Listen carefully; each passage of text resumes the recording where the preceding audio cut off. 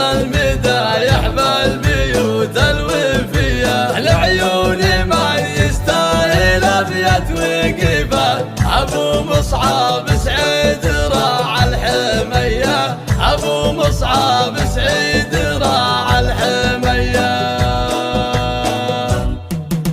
يوم التقاعد ابتدى نظم الاوزان من القوافل النادرة الصرفية، في حفل تكريم احمد علي الشاعري صغر المدايح بالبيوت الوفية، العيون من يستاهل ابيات وقفات. ابو مصعب سعيد راعى الحمية، عند التقاعد يا فخر الاوطان، من بعد خدمة عنوفة ومقدرية،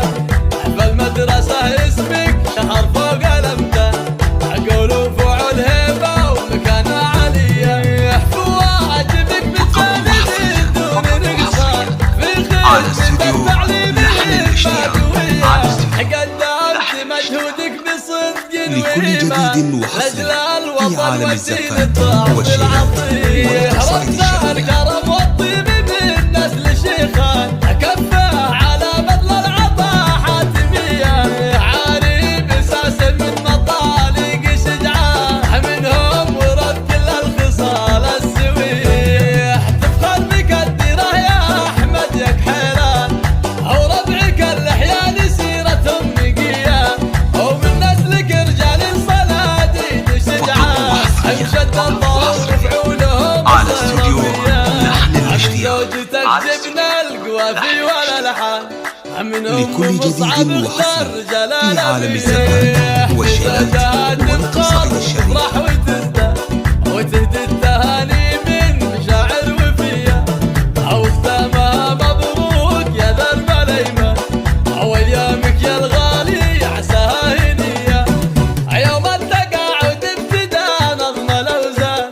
من القوافل النادرة الصرفية، في حفل تكريم احمد علي الشاعري صغر المدايح بالبيوت الوفية، العيون من يستاهل ابيات وقفات. ابو مصعب سعيد راعى الحمية، عند التقاعد يا فخر الاوطان،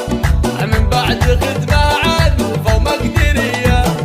فالمدرسة اسمك شهر فوق الامتان، عقول وفعول هيبة ومكانة عالية، فواجبك متفاني من دون نقصان، في خدمة التعليم همة قوية، قدمت مجهودك بصدق وإيمان لأجل الوطن والدين الطاعة العطية، رد الكرم والطيب من نسل شيخان، كفى على بذل العطاء حاتمية، عاري بساس من مصالق شجعان، منهم ورد كل الخصال السوية، تفخر بك الديرة يا أحمد يا كحيلان، أو ربعك الأحيان سيرتهم نقية، ومن نسلك رجال صناديد شجعان، امشد الظهر وفعولهم الصيرمية، من زوجتك جبنا القوافي والالحان، من ام مصعب اختار جلال بيه، في زوجها